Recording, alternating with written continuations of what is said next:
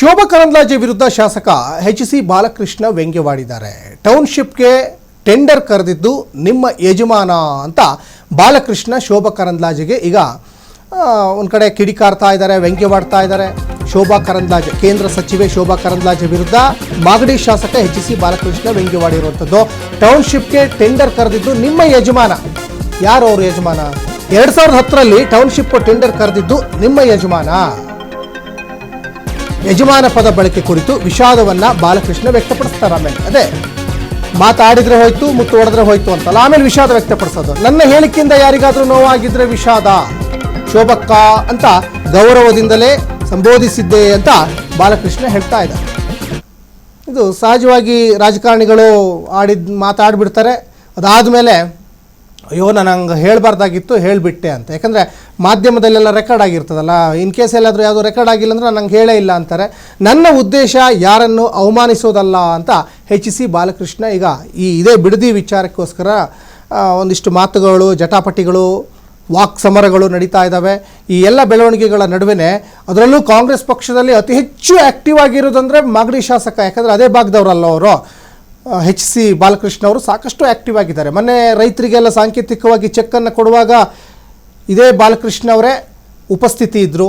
D K ಶಿವಕುಮಾರ್ಗಿಂತಲೂ ಒಂದು ಹೆಜ್ಜೆ ಮುಂದೆ ಹೋಗಿ ಬಿಡದಿ ವಿಚಾರದಲ್ಲಿ ಭಾಳ ಸ್ಟೇಟ್ಮೆಂಟ್ಗಳನ್ನು ಕೊಡ್ತಾ ಇದ್ದಾರೆ. ಈ ಹಿಂದೆ JDSನಲ್ಲಿದ್ದಾಗ ಬಿಡದಿ ಟೌನ್ಶಿಪ್ ವಿಚಾರದಲ್ಲಿ ರೈತರು ಪರವಾಗಿದ್ದರು.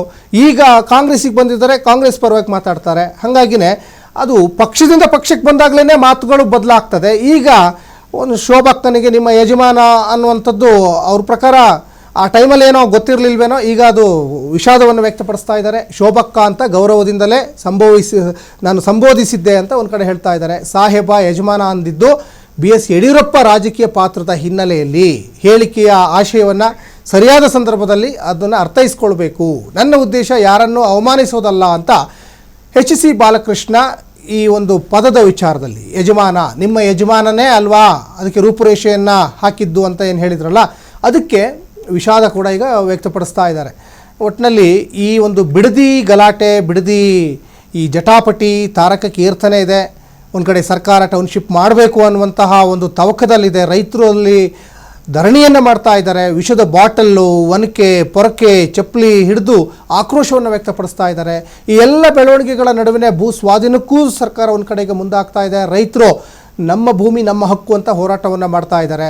ಇಲ್ಲಿ ಸರ್ಕಾರ ಮೇಲುಗೈ ಸಾಧಿಸುತ್ತಾ ಅಥವಾ ರೈತರು ತಮ್ಮ ಹಠವನ್ನೇ ಸಾಧಿಸ್ತಾರಾ ಅನ್ನುವಂಥದ್ದು ಸದ್ಯಕ್ಕಿರುವಂಥ ಒಂದು ಯಕ್ಷ ಪ್ರಶ್ನೆ. ಒಟ್ಟಿನಲ್ಲಿ ಈ ಬಿಡದಿ ವಿಚಾರದಲ್ಲಿ ರಾಜಕೀಯ ವಾಕ್ಸಮರ ಮತ್ತಷ್ಟು ತಾರಕಕ್ಕೇರ್ತಾ ಇದೆ ಅನ್ನುವಂಥದ್ದು ಈ ಎಚ್.ಸಿ. ಬಾಲಕೃಷ್ಣ ಅವರ ಈ ಒಂದು ಹೇಳಿಕೆಯಿಂದನೇ ಗೊತ್ತಾಗ್ತಾ ಇದೆ.